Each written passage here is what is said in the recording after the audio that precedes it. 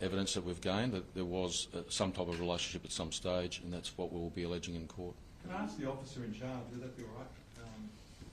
Along the lines of yesterday, that you had the search in Bungonia yesterday and it came up empty. You must have walked away from that thinking, very deflated. Extremely deflated, Simon. Absolutely. Damien. Oh, Damien, my apologies. I am exhausted. I barely eat nor sleep. We went home last night extremely deflated, but it's not in our nature to give up. So we rallied again this morning and have come upon a wonderful result for the families. Can you tell us exactly where the bodies were found on the property? Can I answer? Well, you can answer it if you want. Go on. I apologise. I am not media trained, and I'm not sure what I am allowed to say. Obviously, I have not been to the property. What I understand is that they're found upon a fence line near the entrance to the property. How close were you yesterday to where they were actually found? As was said earlier, the property that we were searching was about 20 minutes away. We had a large number of inquiries that we were undertaking to then track movements beyond that location. Did Lamarre say anything else when you interviewed him? Regret, sorrow, any kind of sense of that? At this stage, we probably wouldn't feel comfortable about exactly what occurred in the interview. He was forthcoming with detectives about the location of the two people. Can you tell us what state the bodies were found in, other than having had bullet wounds? Again, we've just located a crime scene. It's still been examined. As I said, they're in surf bags, which we allege was used to transport the bodies from the house at Paddington. They were covered in debris, and the state of the bodies won't be known until we do a proper crime scene examination, and then obviously from there we'll be able to have a post-mortem conducted as well. So it's a point where it's too early to be able to elaborate on that, and I don't think also, considering the sensitivities around the family, I'm not going to comment on it. Do police still believe that the acquaintance who went with Lamarre to the first property was an innocent agent? Yes, that's right, and been treated as a witness. And again, what we will allege is that the accused went to the first property at Bungonia, as been outlined. They did go back to that property at Bungonia, which was the first property that was searched, and then moved those the bodies to the current location, which I said is just off Gerrara Road at Bungonia. What's the accused's connection to those properties?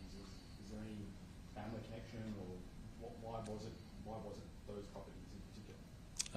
That's still to be established. In terms of the current location, we've only just located. It doesn't seem to be any connection what we've found so far, but that's all will unfold as the investigation takes place. Were any other serving New South Wales police officers wittingly or unwittingly involved in assisting Beau, the accused, in this crime? No. We've got no evidence at all to suggest that. What we will allege is that this 28-year-old man acted alone, and he's the sole person responsible for the murders of Luke and Jesse. He's the sole person responsible for placing the bodies of Luke and Jesse at this current location, and that's what we'll allege. The queer community is obviously mourning, Commissioner. What's your message to them? As I said, my condolences go out to the community. Obviously, Jesse and Luke were very much part and an active part of the community, and I look at the photos online and know that they had a great life. So my message to the community is to pass on our condolences and know that the investigators behind me and we as an organisation are doing everything to make sure that the best case is put forward before the court, and we'll let the court process play out. And after that, we begin the healing process in that community. I think that's locating Jesse and Luke today will allow the families and everyone else to take the next step. Do you regret your choice of the word crime of passion? I addressed that this morning and a few times today. It is a crime, and I qualified that by saying it's of domestic nature, stalking nature, and we allege a murder, in fact 2 murders. The motive for the crime is not a gay hate crime, but more one of that domestic nature. So I again say my apologies if that word upset people, and it wasn't intended that way. It was intended to distinguish it from a gay hate crime. So, Commissioner, has this case forced a rethink within the course of processes, of any process? Oh, we're doing a review. So firstly, for the investigation itself, it's an investigation led by Homicide Squad. As you know, a police firearm was used, or we allege has been used, and that has led to the incident being declared a critical incident investigation, which necessarily requires that Law Enforcement Conduct Commission will oversee the investigation. And they've been on the ground, I think, since the weekend. So the oversight agency, our oversight agency, is involved. Separate to that, I'm conducting an internal review of our systems around our access to and processes around access to police firearms. And I've spoken to my colleague from Victoria Police, who's offered up a senior officer to help us in that process. Personally though, what do you see any issues from the outset? For that issue particularly, in relation to firearms? Well, we're in this position that a police firearm was used, and that can never happen again. So we've got to look to ways to mitigate that risk in whatever way we can. And I think Victoria Police, simply by its size, the nature of their policing responsibility, and the type of policing operations they conduct, and some lessons they've learnt, I think we can learn from them. Are you able to explain the process of checking in and checking out guns? Because, you know, allegedly he's checked it out at Miranda and he's checked it back in Balmain. That's a pretty big distance. And it sounds like the officers can just put guns anywhere. It depends on what level of permissions and approvals have been granted, and in this particular case, as I said, it will form part of the investigation, no doubt, which is being oversight. And then more broadly, we're actually reviewing those systems now for officers in those circumstances. Ordinarily, at a police station that's 24/7, officers come and go from that police station, sign out firearms with access to it via a supervisor, etc. Where we have officers attached to specialist areas in the organisation or undertake other duties, as in this case was what we term a user pays event. The officer was on a rest day and took on additional duties. Then we need to safeguard that. There's clearly an issue, and we need to mitigate that. So there needs to be more safeguards in your view? There does. I can't have this. We don't want this to happen again, and we need to understand how this happens. How long do you expect that internal investigation to The officer, the senior, we started that review on the weekend, and the senior officer from Victoria has already commenced work. Sorry, just back on the timeline, Yep. you've already covered this, but when do you believe that the body was moved from the first property to the second? We were trying to establish that still. We think it was sometime on, just trying to get my dates now right, Wednesday night, early hours of Thursday morning.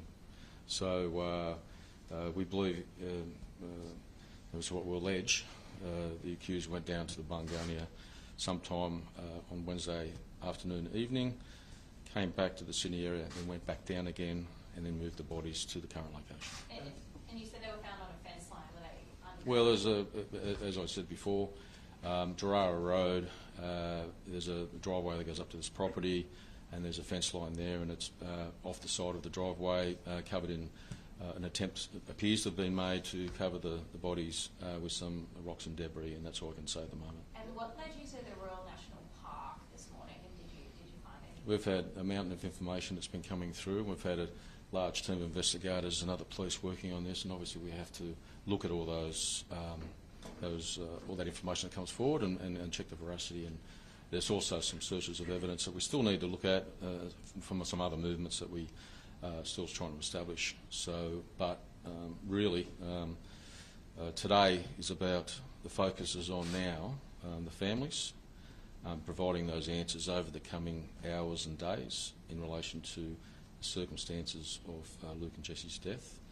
And again, we'll be working with them and for them to get those answers.